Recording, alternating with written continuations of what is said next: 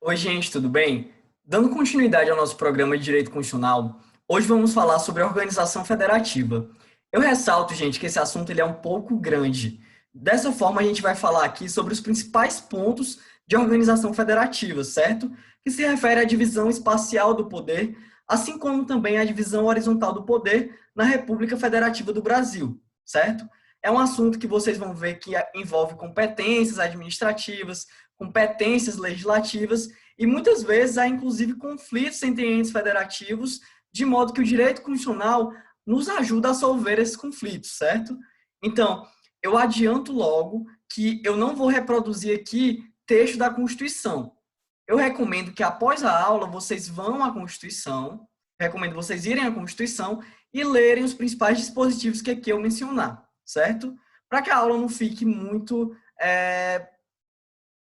engessada, sabe? Para que a gente faça uma aula dinâmica e que vocês possam complementar isso lendo a Constituição, do artigo 18 da Constituição até o artigo 33. Não se esqueçam, gente. Vou compartilhar aqui o slide.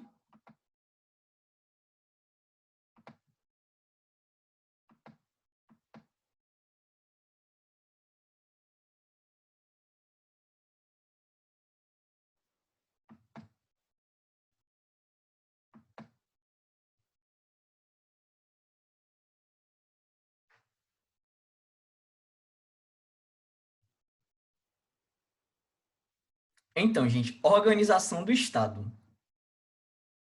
Quando eu falo em organização do Estado, eu quero dizer que o Estado ele comporta uma divisão espacial do poder. Ou seja, o poder ele está distribuído para que não haja abusos. A gente sabe que desde Montesquieu percebe-se quando o poder se concentra tanto na figura do monarca, como também se concentra na figura de um único ente, há uma tendência a dele abusar, certo? Então, a lógica de divisão de poderes, ainda que se fale, por exemplo, em um plano horizontal de repartição entre poderes, entre três poderes, também há uma repartição de poderes entre entes federativos, certo? Há competências comuns e há competências exclusivas. Então, percebam, isso visa garantir tanto a realização de direitos fundamentais, como também a evitar o abuso de poder. Antes de adentrarmos na forma como o Estado brasileiro se organiza, eu quero trazer um conceito de Estado para vocês. Segundo Dall'Are, Estado é a ordem jurídica soberana que tem por fim o bem comum de um povo, situado em determinado território, certo? Então percebam, gente, que o Estado ele é uma ordem jurídica soberana que comporta alguns elementos, como povo, território, soberania e finalidade. Como vocês percebem, as finalidades do Estado brasileiro estão no artigo 3º da Constituição, que é a finalidade de erradicar a pobreza, de garantir o bem comum de todos. Então, percebam, cada Estado, em sua soberania, seleciona quais finalidades ele buscará.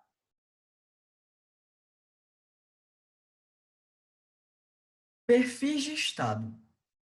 Quando eu falo perfis de Estado, gente, eu quero mencionar a vocês algumas coisas como forma de governo, regime de governo, sistema de governo e forma de Estado. Primeiramente, como forma de governo, um Estado ele pode adotar uma forma republicana ou uma forma monárquica. Sabendo que na República, gente, há como característica a temporariedade de mandato, certo? A cada período, por exemplo, de 4 anos no Brasil, vocês percebem que há eleições para presidente da República. E isso visa, de certa forma, garantir que o poder ele não se concentre na mão de uma única pessoa, certo? A sucessão de governantes é marca da República. E diferentemente da monarquia, que se caracteriza por uma herança ao trono, certo? Regime de governo. Quando eu falo de regime de governo, há dois tipos, gente, conforme vocês veem no slide: democracia e autocracia. Na democracia, a gente percebe que o poder ele é exercido pelo povo. Ainda que a gente fale de uma representação do povo, quando é exercido pelos seus representantes eleitos, esse poder ele é exercido pelo povo. Diferentemente de uma autocracia ou de uma aristocracia, onde o poder ele é concentrado na mão de poucos, certo? Onde a gente percebe isso? Na República Federativa do Brasil. No artigo 1º, gente, quando fala que todo poder emana do povo, que o exerce de modo direto ou por meio de seus representantes eleitos. Como vocês viram na aula de direitos políticos, uma forma de exercício direto do poder é o plebiscito, o referendo, a iniciativa popular, e isso é característica de uma democracia. Sistema de governo, gente. No sistema de governo, há o presidencialismo, que é a figura que vigora no Brasil, onde uma pessoa, ela incorpora tanto a titularidade de funções de chefe de Estado, representando o Brasil nas relações exteriores, como também de chefe de governo, exercendo a função de chefia da administração pública, certo? Quando eu falo chefe de Estado, é a função de representante do Brasil no âmbito internacional, por exemplo. E quando eu falo de chefe de governo, eu falo da administração gerencial, da administração pública, da coisa pública no âmbito interno. E também ao parlamentarismo, que vocês percebem em alguns países europeus, onde há a figura do ministro de Estado exercendo a questão da administração da coisa pública, e há também um monarca ou um presidente exercendo a função de chefia de Estado no plano internacional, certo? No semipresidencialismo, gente, há uma relação mais aproximada entre o chefe de Estado e o ministro de Estado, certo? Então, percebam que há essas três formas, mas a principal que vocês têm que dominar é o presidencialismo. Forma de Estado, gente. Quanto à forma de Estado, o Estado ele pode ser unitário ou pode ser federal. Um Estado unitário é aquele Estado que não comporta divisões de poder entre ordens federativas, certo? Há apenas, por exemplo, um ente federativo, como no caso a União. Já um Estado federado, que é o caso do Brasil, é um Estado que há vários entes dividindo os poderes. Por exemplo, União, Estados, Distrito Federal e municípios, no caso do Brasil. Percebam, há esses entes federativos que têm autonomia, não soberania. A autonomia é um poder limitado pela Constituição. E soberania é uma potência máxima que cabe apenas à República Federativa do Brasil de modo global. Enfim, gente, de um modo célere, eu só quero dizer para vocês que esses conceitos são importantes para que vocês saibam que a nossa república é uma república federativa, certo? É um Estado federal e esse poder ele é exercido em uma república onde há uma sucessão de mandatos. O artigo 1º da Constituição fala: a República Federativa do Brasil, formada pela união indissolúvel dos estados e municípios e do Distrito Federal, constitui-se em Estado democrático de direito e tem como fundamentos. Percebam, o nosso Estado democrático de direito, ele é uma república, certo? E essa república federativa se caracteriza por uma união indissolúvel. Percebam-se, gente, na federação não pode haver uma secessão de um Estado. Por exemplo, a gente vê diversas vezes, quando há algum conflito no interior do país, um conflito ideológico, por vezes, alguns estados tendem a dizer que querem se separar do Brasil. E isso, gente, é impossível porque a gente vive numa federação. Sob a égide da Constituição de 88, é vedada a secessão. E isso é garantido por meio, por exemplo, de uma intervenção. Se determinado Estado quer se separar do Brasil, pode haver uma intervenção federal para garantir a unidade do país. Outro artigo, gente, aí no slide é o artigo 18. E ele fala que a organização político-administrativa da República Federativa do Brasil compreende União, Estados, Distrito Federal e municípios, todos autônomos nos termos da Constituição. Eu só quero que vocês ressaltem aí, na cabeça de vocês, que há uma autonomia entre os entes federativos, certo? Cada ente é autônomo, não há uma hierarquia formal entre entes e cada ente tem suas competências estabelecidas na Constituição, certo? Sem hierarquia formal. E o artigo 34, inciso 7, como eu falei, ele prevê que pode haver uma intervenção visando garantir a forma republicana, o sistema representativo e o regime democrático. A República é tão importante, gente, para o nosso Estado, que ela é um princípio constitucional sensível, conforme perceberemos na próxima aula. Quando eu falo princípio constitucional sensível, significa dizer que pode gerar uma intervenção federal. Quarta-feira, gente, 15 de abril de 2020. Vocês percebem que eu trouxe uma notícia do STF para vocês. É uma decisão que gerou um pouco de controvérsia, certo? Mas não há controvérsia alguma, porque o STF ele disse apenas o que está na Constituição, certo? O STF ele é o órgão guardião da Constituição. E se ele é o guardião da Constituição, a ele também cabe guardar a federação, enquanto forma de Estado. E o que ele disse, gente? Que a MP que regulamentou as medidas excepcionais de combate ao coronavírus, que é uma MP editada pelo presidente da República, não exclui e não afasta a competência dos entes menores, não afasta a competência do Estado e do município de legislar medidas sobre o combate à pandemia, certo? Cada ente pode legislar sobre saúde na medida da sua competência. O que o ente menor não pode fazer é se substituir à União e editar normas gerais da pandemia. Mas, observadas as peculiaridades locais, cada ente pode legislar sobre medidas de isolamento, de distanciamento, observando, gente, a Lei Federal 13.979, que é a lei que estabelece normas gerais, certo?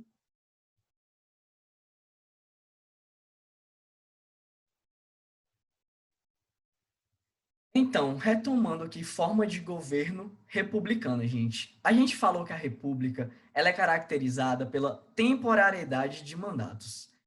E nesse sentido, gente, uma polêmica que se surgiu agora foi a questão da prorrogação das eleições. E eu quero que vocês não confundam prorrogação das eleições com prorrogação de mandatos. A tendência no Tribunal Superior Eleitoral, assim como no STF, é de não admitir uma prorrogação de mandatos, porque o que a gente falou é que a República preza por uma sucessão de governantes no poder. Agora, considerando a excepcionalidade da pandemia, pode haver uma prorrogação da data da eleição, que foi o que aconteceu, certo? Houve uma prorrogação das eleições pela emenda constitucional 107 de 2020, certo? Se quiserem ler, é uma emenda apenas, é uma emenda simples que traz essa prorrogação das eleições. Mas, como eu falei, uma república não permite que se prorrogue mandatos, pelo menos não nas suas circunstâncias ordinárias. E uma característica da república, gente, por exemplo, foi a edição, uma consequência da adoção da república, melhor dizendo, foi a edição da súmula vinculante 13, que é uma súmula que veda o nepotismo, certo? A vedação ao nepotismo ela decorre da república e da moralidade, que impede que haja indicações promíscuas para cargos de confiança, certo? No âmbito da administração. Por exemplo, não se pode indicar parentes consanguíneos ou parentes colaterais até o segundo grau para ocupar posições de chefia na administração, de cargos comissionados pelo titular do poder, porque isso gera, de certa forma, uma promiscuidade. Isso decorre diretamente dos valores da Constituição. A gente sabe que essa súmula vinculante 13, gente, ela tem uma exceção, que é a exceção dos cargos políticos, certo? Cargo de secretário de Estado, secretário do município, ministro de Estado. O STF, ele flexibilizou e admitiu a indicação nesses casos, como se fosse uma exceção à súmula vinculante 13. Mas como a gente vê, lendo alguns julgados, essa exceção nem é absoluta. Em alguns casos, pode-se aplicar a súmula vinculante 13, mesmo sendo para cargo político, como cargo de ministro de Estado e secretário de Estado. Quando não há, por exemplo, nenhuma competência para exercer o cargo. A pessoa é indicada para secretário de saúde, mas não tem nem curso superior de gerenciamento ou de saúde, então não tem aptidão nenhuma para exercer a função. Como eu falei, o sistema de governo brasileiro é o sistema presidencial, onde há uma concentração da chefia do governo e da chefia do Estado na figura de uma só pessoa, certo?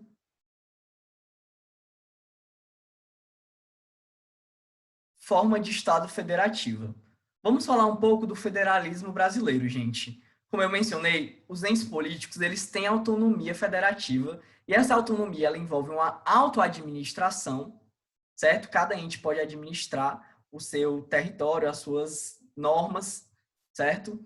Tem uma autonomia legislativa, cada ente tem um poder legislativo, a Câmara dos Vereadores no município, a Assembleia Legislativa no Estado e o Congresso Nacional no âmbito federal. Autonomia orçamentária, que compreende a Lei Orçamentária Anual, o Plano Plurianual e a Lei de Diretrizes Orçamentárias, que todos os entes editam, gente. E também tem o autogoverno. Quando eu falo de autogoverno, eu quero que vocês saibam que tanto a União, melhor dizendo, tanto em nível federal quanto em nível estadual, há uma norma de organização política que decorre do poder constituinte. No caso do âmbito federal, o poder constituinte originário editou a Constituição de 88. E no âmbito estadual, há a Constituição dos Estados, porque o Constituinte disse que os estados iriam editar uma Constituição a partir de um ano da promulgação da Constituição de 88, certo? Então, percebam, nesse autogoverno, no âmbito estadual e no âmbito federal, há constituições. Só que no âmbito municipal, prevalece que a lei orgânica dos municípios não é decorrência do poder constituinte, certo? Não é decorrência do poder constituinte porque prevalece que adotamos no Brasil um federalismo de segundo grau, onde só no âmbito estadual e federal há Constituição. No caso da lei orgânica municipal, esta não pode ser um parâmetro de controle de constitucionalidade. Não se esqueçam disso, gente. Então, e como foi que o nosso federalismo se formou? Observem no slide. Foi um federalismo por desagregação. A gente percebe que a Constituição de 1891 adotou essa forma federal de Estado e foi por desagregação, porque antes a gente era um Estado unitário. É um federalismo cooperativo, onde há uma série de competências concorrentes e comuns a serem exercidas em prol do bem comum. É assimétrico para alguns, mas há divergência, no sentido de que as competências da União são maiores que as competências de outros entes, por exemplo. É um federalismo de segundo grau ou de terceiro grau. Como eu falei, há divergência, certo? Na Constituição, percebe-se que o município ele foi galgado a ente federativo com competências próprias. Então, poderíamos cogitar de um federalismo de terceiro grau. Só que a doutrina, considerando que a lei orgânica ela não decorre do poder constituinte derivado, tende a dizer que o federalismo adotado no país é um federalismo de segundo grau. E um federalismo de equilíbrio também para alguns, gente. Quais são as características da federação? Há uma descentralização política, como eu falei, cada ente tem suas competências próprias. Há uma repartição de competências no artigo 22, 21, 23, 24, 30 da Constituição. Vocês percebem que há uma série de competências.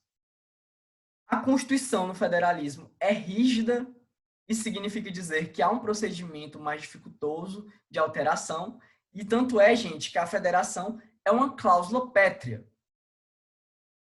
Soberania também do Estado Federal, que não conflita com a autonomia dos entes, né? Possibilidade de intervenção para assegurar a federação, auto-organização de cada ente, órgão representativo dos Estados-membros, que é a figura do Senado Federal. Cada Estado, gente, elege 3 senadores. Isso é característica da isonomia formal entre os entes. Um órgão como guardião da Constituição, que é o caso do STF. E, por fim, gente, repartição de receitas, federalismo fiscal, certo? Como vocês percebem no artigo 158 e 159 da Constituição, há uma repartição de receitas visando garantir o exercício de competência, gente. A gente sabe que muitos municípios hoje em dia, principalmente municípios pequenos, vivem à espera dos recursos federais, porque muitas vezes sequer, digamos, arrecadam todos os impostos que tem a possibilidade de instituir. Então, gente, eu trouxe aqui uma questão para que vocês possam só perceber como essa forma de federação ela é cobrada na prova de vocês. Vamos lá. A população do estado X, insatisfeita com os rumos da política nacional e os sucessivos escândalos de corrupção, inicia uma intensa campanha pleiteando sua separação do restante da Federação Brasileira. Um movimento então organizado e 92% dos votantes opinaram favoravelmente à independência do Estado. Percebam, gente, 92% dos votantes opinaram favoravelmente à independência do Estado X. O Estado X está tentando se separar do Brasil. Sobre a hipótese, com base no texto constitucional, assinale a alternativa correta. Letra A. Diante do expressivo quórum favorável à separação do Estado X, a Assembleia do Estado do ente referido deverá encaminhar ao Congresso Nacional proposta de emenda constitucional que, se aprovada, viabilizará a secessão do Estado X. Falso, gente. A gente já percebeu que não se pode haver a secessão sob a égide da Constituição de 88, certo? A federação, diferentemente da confederação, não admite a secessão. Então, a alternativa está errada. Letra B. Para o exercício do direito de secessão, exige-se lei estadual do ente separatista. Também está errada, a gente já pode descartar, porque não há possibilidade de separação. C. Diante da autonomia dos entes federados, admite-se a dissolução do vínculo existente. Gente, vocês sabendo que a federação tem como essa característica a indissolubilidade do vínculo federativo, na forma do artigo 1º e 18 da Constituição, vocês já conseguiriam perceber que a nossa alternativa correta é letra D, porque a forma federativa de Estado é uma das cláusulas pétreas que norteiam a ordem constitucional brasileira, o que conduz à conclusão de que se revela inviável o exercício do direito de secessão por parte de qualquer dos entes federados, o que pode motivar a intervenção federal. A letra D, gente, é o nosso gabarito. A FGV cobrou isso em 2019. Fiquem atentos. Como eu falei, o gabarito é D porque a federação é uma cláusula pétrea. Divisão horizontal de poder, gente. Quando a gente fala de divisão horizontal do poder, a gente está dizendo que os poderes eles são independentes e harmônicos, mas admite-se um controle recíproco, certo? Quando eu falo de divisão espacial, a gente olha para a federação, e divisão horizontal, a gente olha para os poderes da República, gente. E percebam, o artigo 2º ele fala que são poderes da União, independentes e harmônicos entre si, o legislativo, o executivo e o judiciário, certo? Poderes da União, uma tripartição entre legislativo, executivo e judiciário. Mas o município não tem poder judiciário. Não se esqueçam disso.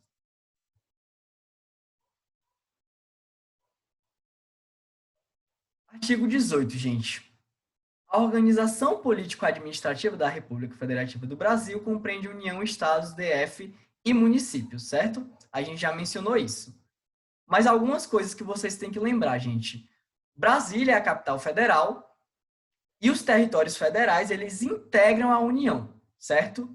Os territórios federais são autarquias federais, não são entes da República, gente, não são pessoas, não são entes políticos, melhor dizendo. Territórios não são entes políticos, mas autarquias federais, certo? E sua criação, transformação em Estado ou reintegração a Estado de origem são regulados em lei complementar. Os Estados, gente, eles podem incorporar-se também entre si, subdividir-se ou desmembrar-se para se anexarem a outros. ou formarem novos estados ou territórios federais, mediante o quê? Aprovação da população interessada, diretamente interessada, através de plebiscito e de Congresso Nacional, por meio de lei complementar.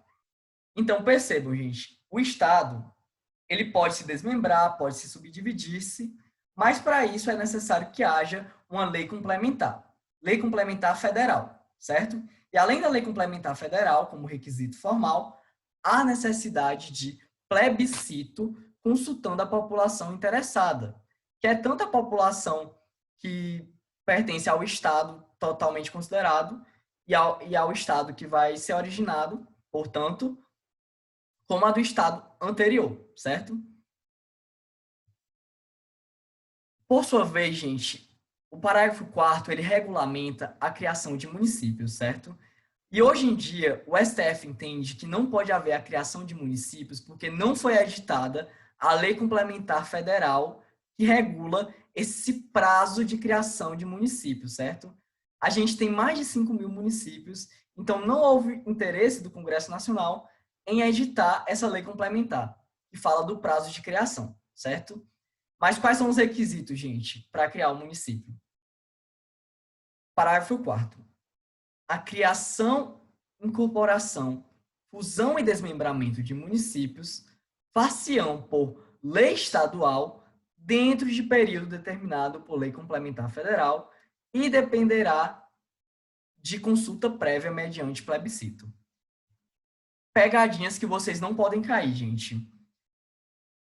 O que vai criar o município vai ser uma lei complementar, melhor dizendo, vai ser uma lei estadual, certo? Uma lei estadual vai criar o município. Há uma lei complementar federal apenas determinando o prazo de criação, certo? Não confundam. A lei complementar federal não cria, como no caso de criação de estados. A lei complementar federal, no caso de municípios, apenas regulamenta o período. E essa questão, gente, já caiu, inclusive, na segunda fase da OAB, perguntando a situação dos municípios putativos, certo? Que são municípios que foram criados sem essa lei complementar federal. Considerando que já havia, digamos, uma citação jurídica perfeita, o STF ele modulou os efeitos da declaração de inconstitucionalidade e no caso de um município chamado Luiz Eduardo de Magalhães, na Bahia, entendeu-se que ele seria mantido, mas dali para frente não há possibilidade de criação de outros municípios enquanto não vier essa lei complementar federal regulamentando esse prazo. Outro detalhe, gente, que além da consulta prévia por plebiscito para a criação do município, também há necessidade de um estudo de viabilidade municipal, certo? Um estudo de viabilidade municipal, verificando se esse município novo terá condições de se manter. Eu trouxe aqui para vocês, gente, um julgado recente, para que vocês possam perceber o tanto que esse assunto é importante. É o tema 400 em sede de repercussão geral do STF, certo? O STF ele entendeu, gente, que é necessário que haja um plebiscito, como se determina o parágrafo 4º do artigo 18, para que haja a criação do município. Se há uma organização territorial, digamos, de uma nova população, mas não veio esse plebiscito, percebe-se que não se pode criar um município. E se não se pode criar um município, não há possibilidade dessa nova organização, desse novo povo, nesse novo território, pleitear, por exemplo, pelo município, a cobrança de IPTU, certo? Porque não haverá um município novo por falta de um requisito constitucional, que é a realização de plebiscito. Então, percebemos que os requisitos, gente, para a criação de município são cumulativos. Faltando um deles, não vai poder haver essa criação, certo? E o STF basicamente entendeu nesse tema 400 que a emenda 57 de 2008 não suprimiu a exigência de plebiscito.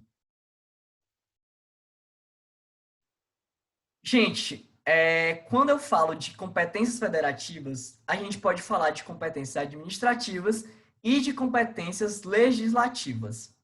a gente não tem como percorrer cada inciso dos artigos da Constituição, certo? Seria irreal, nesse prazo, nesse tempo reduzido de aula, eu falar isso para vocês. Mas eu quero que vocês leiam, gente, essas competências e saibam que elas se dividem basicamente em competências administrativas, que são competências comuns ou exclusivas, certo? Exclusiva no caso da União, exercendo sozinha, e competência comum no caso de ambos os entes exercendo essas competências administrativas, inclusive o município. E no caso de competência legislativa, a gente fala de competência concorrente ou competência privativa, certo? Competência concorrente, União, Estados e Distrito Federal exercem, e competências privativas, quem exerce é a União. Eu ressalto, gente, que também prevalece na doutrina e no STF que o município ele tem competência concorrente, porque a gente tem que combinar o artigo 24, que não fala de município, com o artigo 30, inciso 1 e 8 da Constituição, certo? Então, não se esqueçam disso. Vamos lá, gente. Exemplificando apenas as competências, gente. Competência exclusiva da União. Por exemplo, há uma competência administrativa de manutenção do serviço postal, certo? Isso se dá pela empresa de Correios e Telégrafos. No caso do artigo 22, aí vocês percebem que há uma competência privativa. A competência privativa diz que apenas a União pode legislar sobre determinada matéria. No caso, por exemplo, de recursos energéticos. O 23 fala da competência comum, que é o que envolve todos os entes, União, Estados, município e Distrito Federal, estando o município expresso no artigo 23, e artigo 24 fala da competência concorrente, que é a competência da União, dos Estados e do DF, e segundo a doutrina e o STF, também cabe a municípios. Gente, quando vocês estiverem lendo o artigo 24, vocês vão se atentar que o Estado ele tem uma competência suplementar. O que isso significa dizer? Quando a gente fala de competência concorrente, há um ente editando normas gerais, certo? Normas gerais que valem em todo o território nacional, e os entes menores editarão normas específicas considerando as suas peculiaridades locais. E nesse caso, gente, quando o Estado ele suplementa a legislação federal, editando normas específicas, a gente fala de competência suplementar. Não confundam competência suplementar com competência supletiva, porque a competência supletiva ela se caracteriza no caso de a União se mantendo inerte para legislar sobre determinada matéria, o Estado edita normas gerais se substituindo a União. Isso só é possível se não houver norma geral ainda sobre o tema, certo? E aí vocês me perguntam, professor, mas se o Estado ele exerce essa competência supletiva, editando uma norma federal, melhor dizendo, editando uma norma estadual, que faz às vezes de norma federal, e depois vem uma lei federal, o que que acontece? Gente, se o Estado ele editou normas gerais por meio da competência supletiva, e vindo depois uma norma geral editada pela União, vai haver uma suspensão das normas gerais estaduais. Percebam, gente, suspensão e não revogação. As bancas, elas costumam trocar a palavra suspensão por revogação. E revogação é totalmente equivocado nesse caso, porque apenas se suspenderá a lei estadual naquilo que for geral, valendo ainda no âmbito local o que for específico, gente. Conseguem perceber a diferença? Não vai haver uma revogação da lei estadual quando a União edita a lei geral. Vai apenas haver uma suspensão da norma geral estadual, certo? Vamos lá, gente. Outro dispositivo que eu mencionei aí foi o artigo 25, que ele fala de competências reservadas ou remanescentes do Estado. O Estado, ele possui as competências residuais. O que não foi estabelecido textualmente para a União e para o município vai caber ao Estado, gente. Não esqueçam disso. E, por fim, gente, competência administrativa e legislativa do município está no artigo 30, gente. O artigo 30, ele fala tanto da competência administrativa quanto legislativa do município para legislar sobre temas de interesse local. E o artigo 32, parágrafo 1º, fala de competência legislativa cumulativa, que é o caso do Distrito Federal, que cumula competências de Estado e de União. Lembrem-se dessa figura sui generis da nossa federação, certo? O DF ele tem competências estaduais e competências municipais.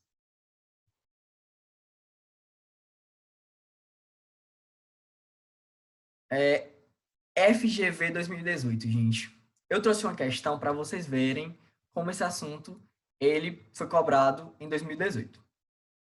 O estado Y, bastante conhecido pela exuberância de suas praias, que atraem milhares de turistas todos os anos, é dita lei estadual impedindo a pesca de peixes regionais típicos, ameaçados de extinção, e limitando o transporte marítimo de passageiros, certo? Ou seja, o enunciado diz que essa lei do estado Y trata sobre o que, gente? Sobre transporte e sobre pesca.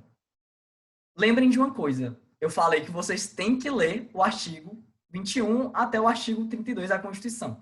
As competências, gente, porque às vezes vocês vão ter que saber a letra fria da Constituição, certo? Eu só trouxe para vocês perceberem tanto que é importante essa leitura da Constituição. Percebam que a questão fala de um Estado que legislou sobre transporte e legislou sobre pesca. Transporte é competência privativa da União, certo? Trânsito e transporte na forma do artigo 21 da Constituição.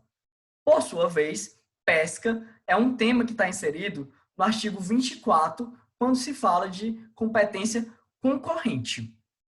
Então, considerando essas premissas, vamos verificar qual é o nosso gabarito. A partir da hipótese narrada, nos termos da Constituição da República, assinale a afirmativa correta. Letra A. O Estado Y possui competência concorrente com a União para dispor sobre pesca, mas poderá legislar sobre transporte e navegação marítima, caso lei complementar federal o autorize. Gente, de cara a letra A é o nosso gabarito, certo? Percebam, como eu falei, trânsito e transporte é uma competência privativa da União. Mas se vocês lerem a Constituição, vocês vão perceber que o parágrafo único do artigo 22 permite que a União delegue para estados a legislação, a possibilidade de legislar sobre temas específicos do artigo 22, certo? O artigo 22 permite isso. A União pode delegar por lei complementar federal uma competência para legislar sobre pesca, sobre transporte, melhor dizendo, para o Estado. E foi isso que aconteceu, certo? O Estado ele recebeu, por delegação legislativa em lei complementar, a atribuição de legislar sobre transporte. Logo, essa lei aí vai ser constitucional, gente. Então, nosso gabarito é letra A, porque o Estado Y ele pode dispor sobre pesca, que é uma matéria que está no artigo 24, de competência concorrente entre todos os entes da federação, e pode legislar também sobre transporte, porque lei complementar autorizou ele fazê-lo. Só para fixar, eu trouxe os dispositivos aí, vamos ler, gente. Compete à União, aos Estados e ao DF, legislar concorrentemente sobre, inciso 6, florestas, caça, pesca, fauna, conservação da natureza, do solo e dos recursos naturais, proteção do meio ambiente e controle da poluição, gente. Percebam, esses assuntos de meio ambiente envolvem algo essencial para o bem comum, certo? Então, as competências concorrentes, elas são exercidas considerando isso, gente, a lógica do bem comum, uma persecução por todos os entes de concretizar interesses comuns. Por isso que todos os entes podem legislar sobre esses temas, gente. E vocês vão perceber que, considerando as normas gerais editadas pela União e as normas específicas editadas pelo Estado, o STF ele disse que um critério a ser considerado para verificar se a legislação local é válida é o critério da predominância de interesse, gente, certo? Como eu falei, as normas específicas atendem a peculiaridades locais. Então, há que se analisar se a norma é específica, e isso se dá com base na lógica da predominância de interesse, certo? Se o interesse foi particular, peculiar do Estado, essa norma é específica, certo? Se não for, cabe à União editar a norma geral. Artigo 22, gente. Compete privativamente à União legislar sobre regime de portos, navegação lacustre, fluvial, marítima, aérea e aeroespacial, certo? Tem também um inciso que fala de trânsito e transporte, gente. É outro inciso, vocês podem perceber nos incisos da Constituição. Eu não coloquei aqui, mas tem um inciso que fala que compete privativamente à União legislar sobre trânsito e transporte, além dessa questão de regime de posse e navegação, certo? E o parágrafo único, ele fala de lei complementar poderá autorizar os estados a legislar sobre questões específicas das matérias relacionadas neste artigo, certo? Nessa delegação também, por lei complementar, há que se observar, gente, que a delegação das competências privativas são para questões específicas, certo? Eu trouxe duas súmulas vinculantes que já caíram na prova de vocês, que envolvem essas competências, gente. Percebam, o artigo 22, inciso 1, ele fala que compete privativamente à União legislar sobre direito civil, comercial, direito penal, processual, eleitoral, agrário, marítimo, aeronáutico, espacial e do trabalho. Em decorrência disso, gente, foi editada a súmula vinculante 46, que fala que a definição de crimes de responsabilidade e normas respectivas de processo por crime de responsabilidade são editadas pela União, certo? Porque é competência legislativa privativa da União editar sobre penal, editar normas sobre penal e processo penal, certo? Isso está no decreto-lei, gente, 200 de 67, por exemplo, e na lei 1079, certo? Não se esqueçam dessa súmula vinculante, certo? Porque se for violada, cabe reclamação para o STF, gente.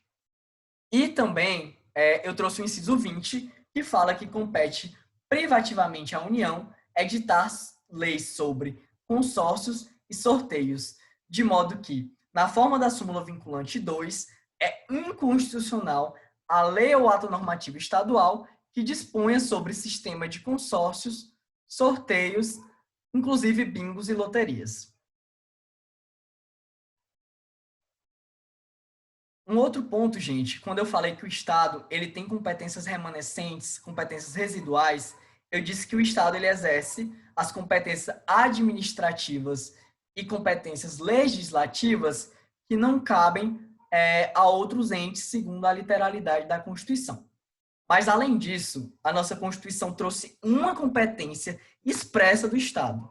Por isso ela cai muito em prova. Percebam, é o parágrafo 2º. Cabe aos estados explorar diretamente ou mediante concessão os serviços locais de gás canalizado na forma da lei, vedada a edição de medida provisória para sua regulamentação. É a competência do Estado que está explícita na Constituição, além daquelas competências residuais, certo? Competência para a exploração de serviços de gás canalizado. E para isso, gente, não pode ser editada uma medida provisória regulamentando, certo?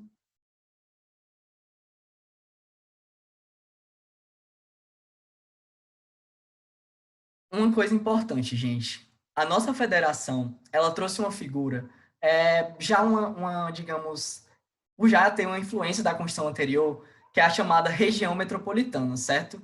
Mas ela quis incentivar uma melhor forma de organização de serviços públicos por meio de uma região metropolitana, certo? Hoje a gente percebe que a Constituição, ela diz que cabe à lei complementar estadual instituir a região metropolitana, certo? Na Constituição anterior, cabia à União fazê-lo. Hoje não, gente. A lei complementar, ela é estadual, certo? E quando há uma lei complementar editada, os municípios do estado que são integrados pela lei devem ser compulsoriamente integrados. E isso não é incompatível com a autonomia federativa, certo? Porque é a nossa Constituição que estabeleceu que cabe à lei complementar estadual criar a região metropolitana, certo? E o município ele vai manter sua autonomia quando ele integrar a região metropolitana. E em decorrência disso, gente, a ADI 1842 considerou uma lei complementar do Estado do Rio de Janeiro inconstitucional porque ela, de certa forma, limitava a atuação dos municípios na questão da gestão dos serviços públicos de interesse comum, certo? Então, percebam, a região metropolitana ela é constituída para garantir uma melhor prestação de um serviço público, e isso se dá com a participação de todos os entes. Embora, em um primeiro momento, a gente fale que o município que foi integrado à região metropolitana não pode se opor a essa lei. Mas, ainda assim, o município ele continua tendo sua autonomia federativa. E ele tem, por exemplo, direito a voz e voto para participar dos conselhos deliberativos da região metropolitana.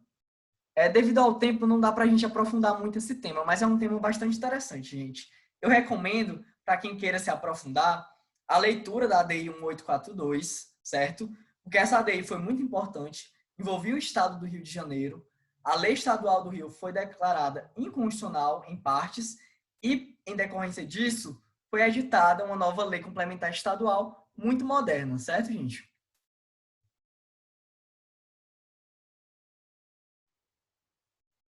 Outra jurisprudência do STF que é muito importante por ser tradicional, gente, é a que fala da competência do município, perdoe, para legislar sobre assuntos de interesse local. Em assuntos de interesse local, compreende-se a competência do município para editar normas sobre o horário de estabelecimentos locais, o horário de funcionamento de estabelecimentos locais. Aí não se insere, no entanto, por exemplo, algumas competências limitativas de atividade bancária, certo?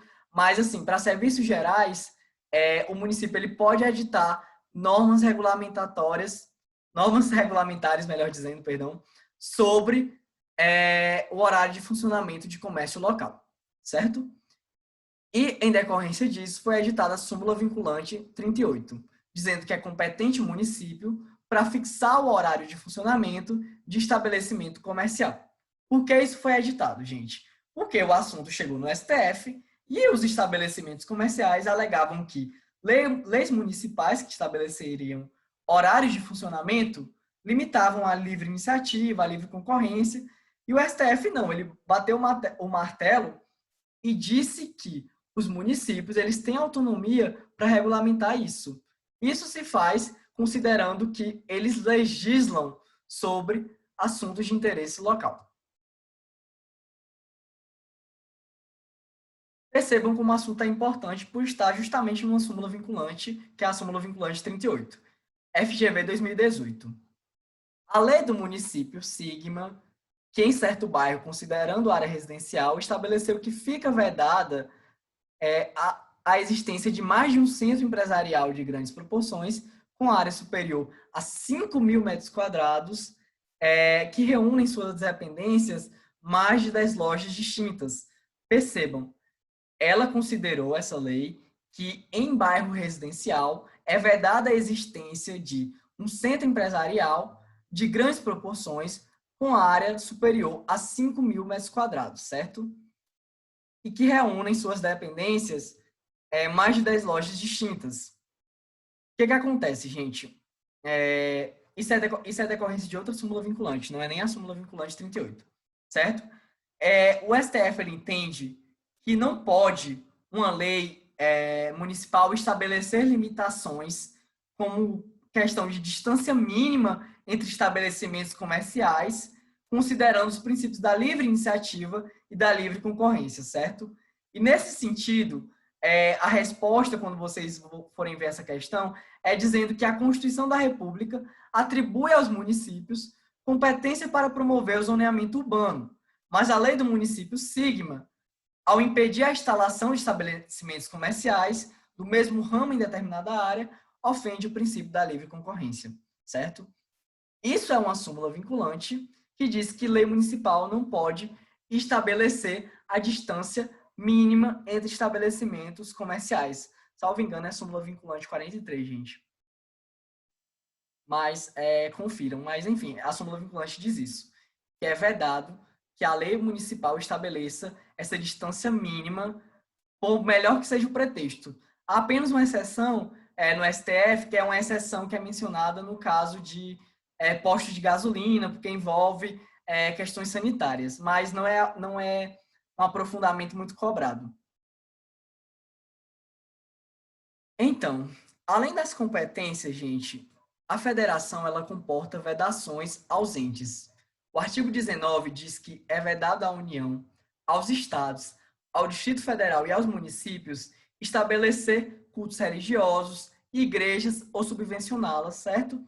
Porque o Estado, gente, ele é laico. Então, o Estado ele não pode estabelecer culto religioso ou igreja. A única exceção é a colaboração de interesse público, certo? Todas as religiões podem receber essa colaboração de interesse público na forma da lei. Inciso 2, gente. É vedado também que os entes federativos recusem fé aos documentos públicos, certo? E, por fim, é vedado também que criem-se distinções entre brasileiros ou preferências entre si que não sejam razoáveis, certo? Então, são 3 vedações. Como essas vedações são abordadas no STF, gente?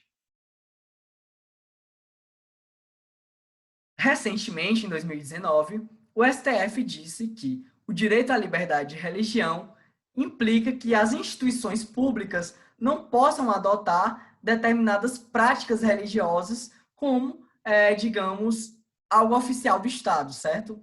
Por exemplo, não se pode adotar a Bíblia como uma base doutrinária da ação estatal, certo, gente? Isso é inconcebível porque há diversas religiões, cada religião tendo seu livro próprio, e o Estado ele tem que ser laico, embora ele não seja laicista, certo? Tanto é que se permite o ensino confessional, mas, por sua vez, não se permite que na elaboração de políticas públicas o Estado encabece um livro ou uma doutrina religiosa como uma prática oficial. No que toca ao inciso 3 do artigo 19, uma vedação importante, que é a vedação da criação de distinções entre brasileiros, foi analisada pelo STF no caso de uma lei do Estado da Bahia, que concedia, gente, em caso de empate entre candidatos, que fosse dado preferência à ordem de classificação de quem tivesse mais tempo de serviço prestado ao ente, certo? O critério de desempate era um critério que considerava o tempo de serviço público prestado ao ente. Isso, de certa forma, gente, criou uma distinção que não é razoável, certo? Porque restringia essa prestação de serviço público ao ente da Bahia, certo? E não se pode criar uma distinção com base na naturalidade do indivíduo. Então, gente, para finalizar, eu queria falar um pouco com vocês sobre bens da União, porque é um assunto que sempre está muito em voga, certo? Vocês podem perceber no artigo 20 da Constituição os bens da União, no artigo 26, os bens do Estado, mas esse assunto, vez ou outra, ele é cobrado na sua literalidade. Então, não vai sair do padrão da Constituição, gente. Tentem ler em casa esse artigo 20, o artigo 26, para vocês memorizarem, tá? Então, vamos lá. Recursos energéticos. Como eu falei, na competência privativa, a União pode editar normas, apenas a União, considerando a importância do assunto em nível federal, certo? Isso se dá, por exemplo, no caso de leis sobre recursos naturais de plataforma continental, de zona econômica exclusiva, também no caso de potenciais de energia hidráulica e no caso de recursos minerais, inclusive subsolo, certo? Essas temáticas que envolvem recursos energéticos têm a ver com o desenvolvimento nacional, certo? Tanto é que vocês percebem, gente, que pode haver um contrato de concessão para a exploração desses serviços públicos, ou melhor dizendo, dessas atividades econômicas também, e considerando a importância desses recursos para o desenvolvimento nacional, certo? E nesse sentido, gente, o parágrafo 1º, considerando o federalismo de cooperação, ele estabelece que, em decorrência da exploração, alguns entes têm direito a uma participação na exploração dos recursos federais, dos recursos naturais federais, certo? Isso se dá no parágrafo 1º, quando se fala que é assegurada, nos termos da lei, à União, aos estados, ao DF e aos municípios, a participação no resultado da exploração de petróleo ou gás natural, de recursos hídricos para fins de energia elétrica, de geração de energia elétrica, e de outros recursos minerais no respectivo território, plataforma continental, mar territorial ou zona econômica exclusiva. Ou também uma compensação financeira por essa exploração, certo?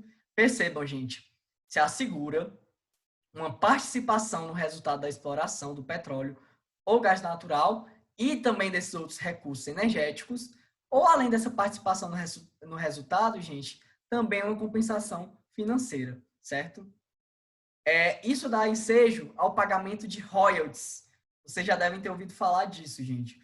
Os royalties, eles decorrem dos direitos de participação de outros entes federados no resultado da exploração dos recursos naturais, certo? Uma novidade é que vocês percebem, gente, que a Emenda Constitucional 102 de 2019 inseriu a União e também a questão de órgãos da administração na participação desse custeio, gente. Leiam a Emenda Constitucional 102 para perceber a diferença. E, como eu mencionei, esses recursos energéticos envolvem desenvolvimento estratégico do país, soberania nacional, por isso a competência é privativa da União. Não esqueçam, recurso natural da plataforma continental, potencial de energia hidráulica, recurso mineral, inclusive do subsolo, certo? Esse julgado novo, gente, ele menciona, basicamente, a ADI 4846 de 2020. Menciona que os royalties, eles são receitas originárias da União, tendo em vista a propriedade federal dos recursos minerais e é obrigatoriamente transferida aos estados e municípios, certo? Desse modo, é constitucional a imposição legal de repasse de parcela das receitas transferidas aos estados para os municípios integrantes da territorialidade do ente maior, certo? O que acontece? Nessa ADI 4846, se discutia se municípios que não são afetados em seu aspecto territorial pela exploração, mas que integram o estado onde há a exploração, teriam direito à participação no resultado da exploração, certo? E o STF ele entendeu que há esse direito de participação por parte de outros municípios, participação no resultado da exploração, certo? E isso é considerado com base na questão de que os royalties, eles são receitas originárias da União, ou seja, a União ela pode legislar sobre esse tema, ela tem a dupla autoridade normativa sobre a questão dos royalties. Então, a lei federal que impõe essa transferência de recursos para municípios no território do estado é constitucional.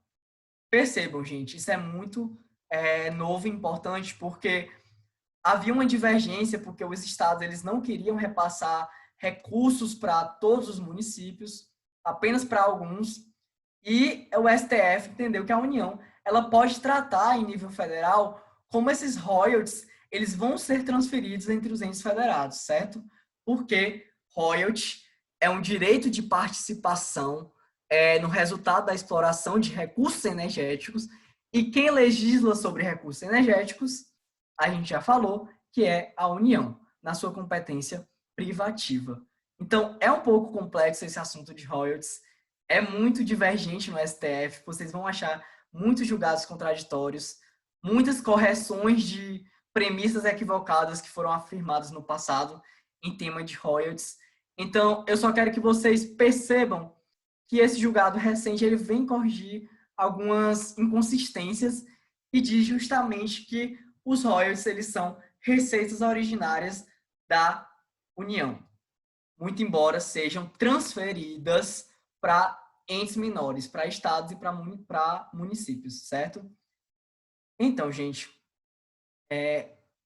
basicamente,